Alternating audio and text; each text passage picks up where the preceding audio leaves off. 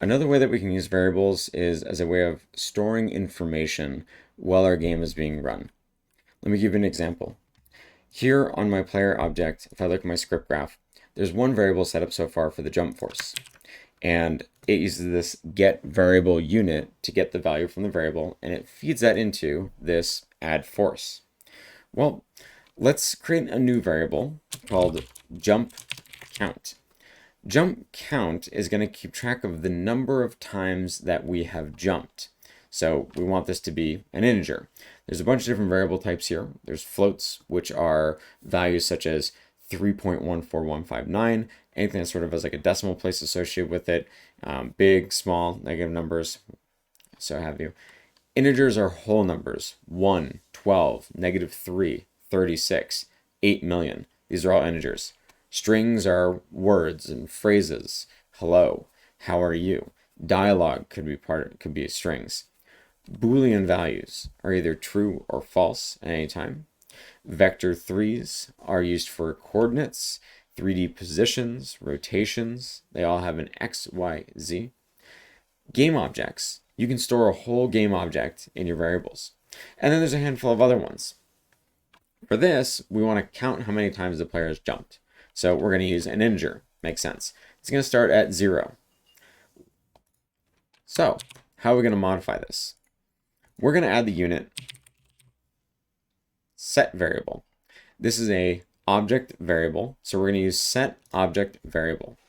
Set object variable looks like this. It needs to hook up to the flow somewhere, and wherever you want to set the value. And let's take a look at the rest of the information over here. So there's the name of the variable that we want to set, where the object is, and then what value we want to assign it to. Excellent.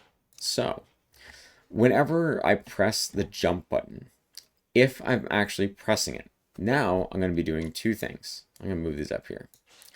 The first thing I'm going to be doing is I'm going to be adding force. The second thing that I'm going to be doing is I'm also going to be counting the number of times I jump. So I want to set this variable. Notice how I can only connect it to one of these two things. So instead of actually having my if statement do two things at once, what I'm really going to do is say, well, once you finish applying the force, then I'm going to set the variable. And I want to increase the variable by 1. Right? So I'm going to take the jump count. And what do I want the jump count to be equal to? Well, I want it to be equal to the current value of the jump count plus 1. I don't want to set it to 1 or set it to 2, right? Every time I hit space, every time I hit jump, I want it to be equal to the current value plus 1. Well, how do we get the current value? We used this get variable previously, so let's do that. We can just left click here on the jump count and drag it out. So here's my get variable. Get variable, this will give me the current value. The next thing I need to do is I need to add two numbers. Well, let's look at our units.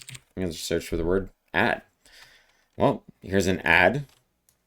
Great. It takes two values and outputs the sum. So the first value is that one, the current value of jump count. The second value is I want to increase it by 1. I want to add jump count in 1 and then to get the, 1 greater. So to do that, I'm going to have to use something called an integer literal. Just looks like that. A very simple block that just allows me to enter a number, and that's it, and outputs that as a data. So I'm going to connect that to B. So this should get the current value of jump count, add to it the value of 1, and then the output of that, I'm going to connect to the new value for my jump count. After add force, that's when I want it to then flow into this set variable. Great, so it's all hooked up.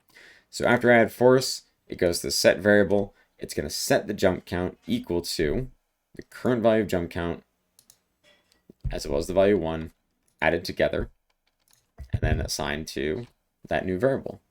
Let's go take a look at what this looks like. Now remember when I run my game, as my game is running, if I look at my script graph, I'll be able to see which of these components are actually firing off, which of them are actually being executed. But in addition to that, if I select my player object and I look over here on the side, I can see the current variables that are on this player.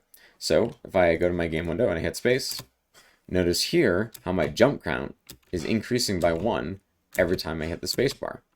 This is the exact same way that you do logic for collecting coins, shooting enemies. I just took damage and I needed to keep track of my health value. Whatever that count variable or whatever the variable is, whether it's going up or down, this is how you'd keep track of it.